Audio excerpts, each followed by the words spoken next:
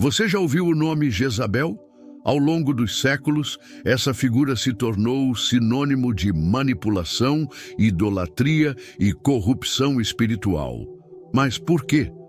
Qual foi o impacto de Jezabel na história de Israel e, mais importante, o que sua história simboliza para nós hoje? Fique até o final deste vídeo para descobrir como a vida dessa rainha revela profundas lições sobre poder, idolatria e arrependimento. Jezabel era filha de Etbaal, rei de Sidom, uma cidade fenícia que prosperava no comércio marítimo. Ela cresceu em uma cultura profundamente influenciada pela adoração de Baal, o deus da fertilidade e da chuva, e de Aserá, deusa da fertilidade. Quando se casou com Acabe, rei de Israel, Jezabel trouxe sua fé e práticas idolátricas para um reino que deveria ser dedicado ao Deus de Israel. Na época, Israel já estava espiritualmente enfraquecido. O rei Acabe, descrito como um dos piores reis de Israel, fez o que era mal aos olhos do Senhor, mais do que todos os que foram antes dele. Com Jezabel ao seu lado, essa decadência espiritual se intensificou. A rainha fenícia não apenas introduziu a adoração de Baal, mas também tentou erradicar o culto a Javé. Jezabel entrou na história de Israel através de um casamento político com Acabe, rei de Israel. Este casamento não foi apenas uma união de dois povos, mas também um pacto que trouxe a cultura e os deuses fenícios para o reino de Israel.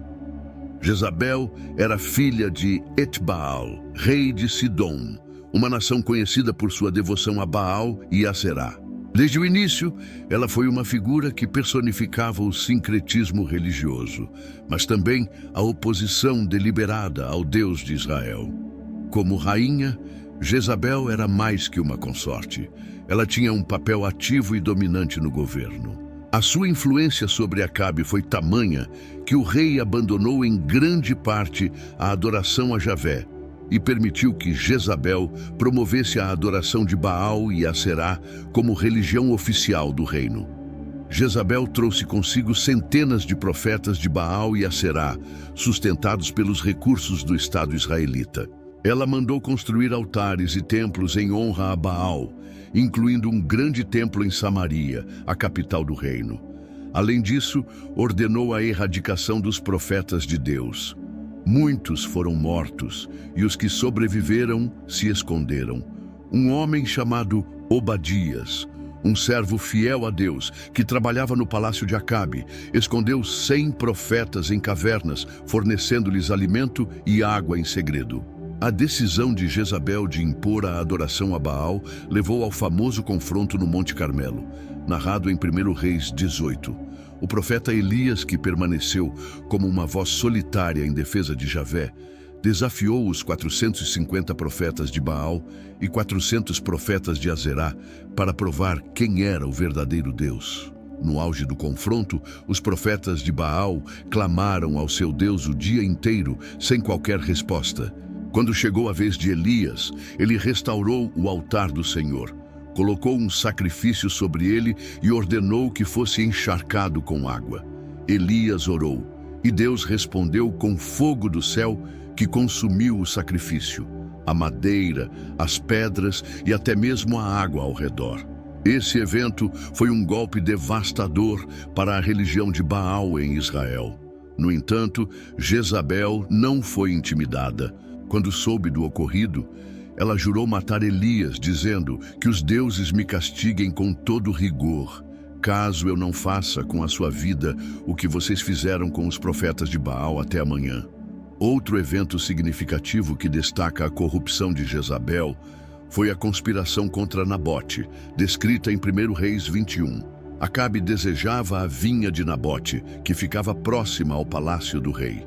Quando Nabote recusou vender sua herança familiar, Acabe ficou profundamente abatido.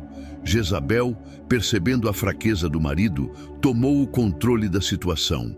Ela escreveu cartas em nome de Acabe, convocando uma reunião na cidade de Nabote.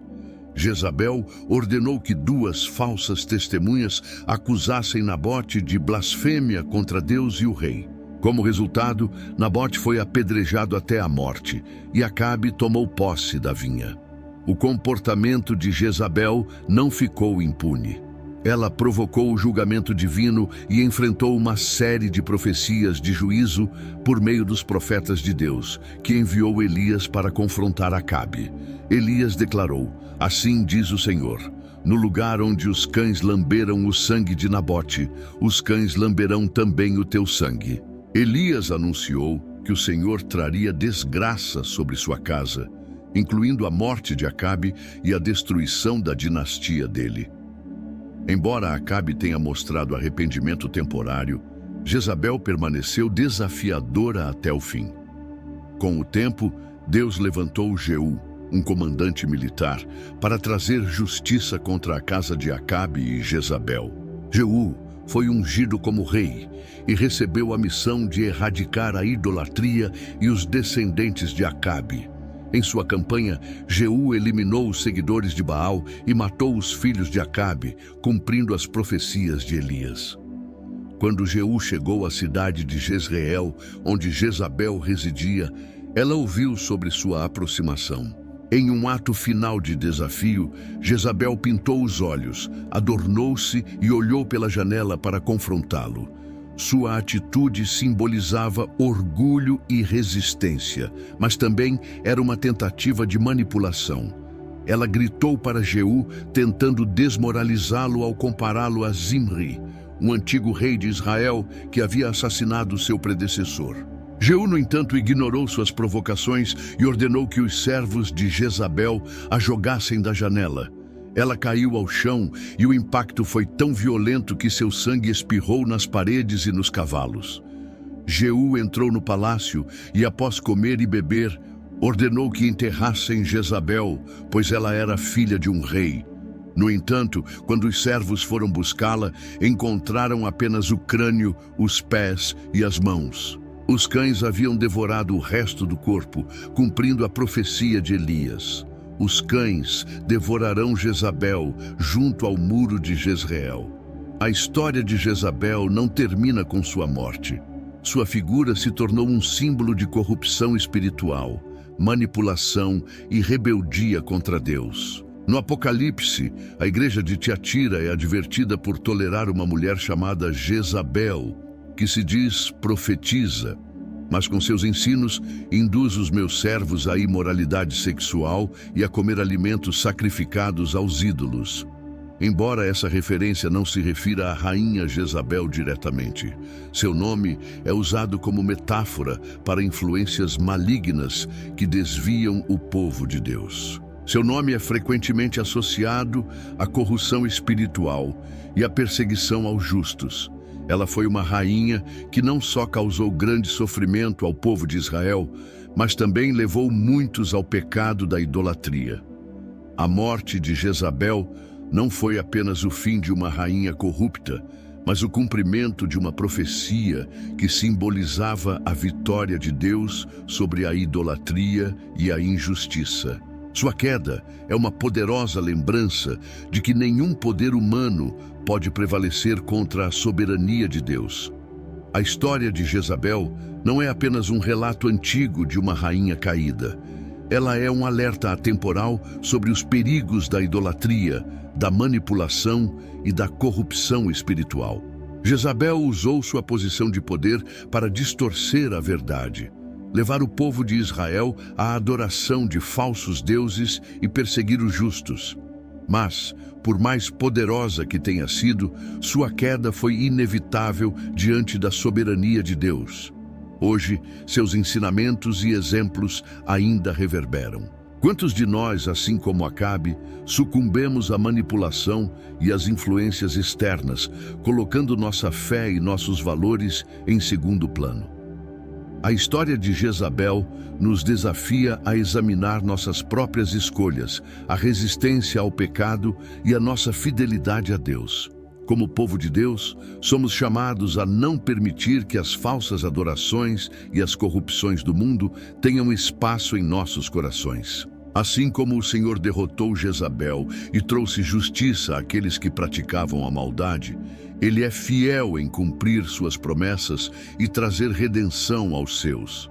A queda de Jezabel nos lembra que, por mais forte que seja a oposição contra a verdade divina, Deus sempre prevalecerá. E que, ao final, Ele irá julgar com justiça, restaurando a ordem e a verdade para os que o seguem. Então, diante das tentações e pressões que enfrentamos hoje, sejamos firmes na fé, resistindo às falsas influências que tentam nos desviar do propósito divino. Que a vida de Jezabel, com todo o seu poder e sua queda, seja um lembrete de que nenhum engano pode resistir ao julgamento justo de Deus. E para você que ficou até o final, quero agradecer por acompanhar todo esse estudo. Se essa mensagem tocou seu coração, não se esqueça de deixar o seu like e compartilhar nos comentários uma palavra de fé e reflexão.